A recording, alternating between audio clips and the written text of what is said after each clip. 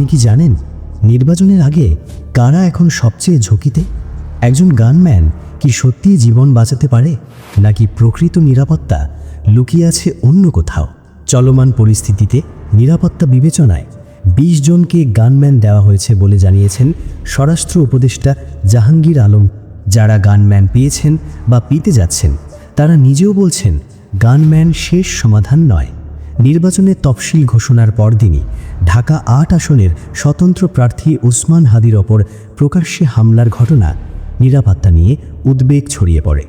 এরপরই প্রার্থী, রাজনৈতিক নেতা এবং জুলাই আন্দোলনের সামনের সারির কর্মীদের ব্যক্তিগত নিরাপত্তা নিশ্চিত করতে সিদ্ধান্ত নেয় অন্তর্বর্তী সরকার। এরই মধ্যে এনসিপির আহ্বায়ক নাহিদ ইসলাম, জুলাই আন্দোলনের সামনের সারির নেতা হাসনাত আবদুল্লাহ, সার্জিস আলম, তাসনিম জারা সহ গণ অধিকার পরিষদের নুরুল হক ও রাশেদ খানকে গানম্যান দেওয়া হয়েছে। নিরাপত্তার জন্য আবেদন করেছেন জামায়াতের আমির ডক্টর শফিকুর রহমান, বিজেপি প্রধান ব্যারিস্টার আন্দালিব রহমান পার্থ, গণসংহতি আন্দোলনের জোনায়েদ সাকি, এলডিপি সভাপতি অলি আহমেদ সহ আরও অনেক নেতাই গানম্যান চেয়েছেন। গানম্যান পাওয়ার পর সার্জিস আলম বলেছেন, দেশ জুড়ে যারা সহিংসতা চালাচ্ছে তাদের বিরুদ্ধে ব্যবস্থা আগে নিতে হবে। কোনো প্রোটোকল নেই এখানে, শুধু একজন করে সিভিল ড্রেসের গানম্যান যারা সাদা পোশাকে থাকেন। কিন্তু বাস্তবতা হলো এতে ঝুঁকি পুরোপুরি কমে না।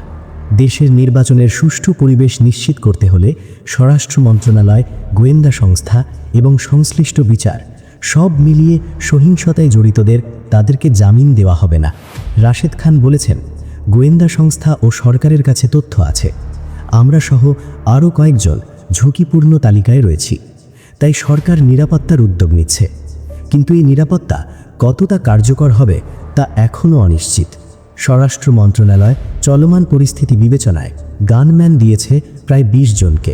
উপদেষ্টা জানান, প্রথম আলো ও ডেইলি স্টারের সম্পাদকদের নিরাপত্তা জোরদার করা হয়েছে।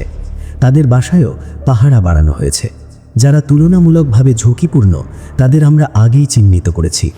ডিজিএফআই, এনএসআই এবং এসবি গোয়েন্দা সংস্থাগুলো বসে একটি তালিকা তৈরি করেছে। সেই তালিকা অনুযায়ী গানম্যান দেওয়া হয়েছে, যদিও কেউ কেউ এটি নিতে চায়নি। বিএনপির ভারপ্রাপ্ত চেয়ারম্যান তারেক রহমানের নিরাপত্তা পর্যাপ্তভাবে নিশ্চিত করবে সরকার। সর্বোচ্চ নিরাপত্তা থাকবে, তবে সব আপডেট এখনই প্রকাশ করা সম্ভব নয়। গানম্যান দেওয়া হচ্ছে, নিরাপত্তার তালিকা তৈরি হচ্ছে, কিন্তু প্রশ্ন থেকেই যায়, নির্বাচনের মাঠ কি সত্যি নিরাপদ, নাকি দৃশ্যমান ব্যবস্থার আড়ালে ঝুঁকি আরও গভীর হচ্ছে? এই প্রশ্নের উত্তরই দেশের ভবিষ্যৎ রাজনীতির দিক নির্ধারণ করবে। এই ছিল আজকের সংবাদ। নির্ভরযোগ্য এবং আপডেটেড খবর পেতে সাবস্ক্রাইব করুন আমাদের চ্যানেল দ্য প্রেস। পরবর্তী গুরুত্বপূর্ণ আপডেটের সাথে আবারও দেখা হবে। ততক্ষণ সুস্থ থাকুন, সাথে থাকুন।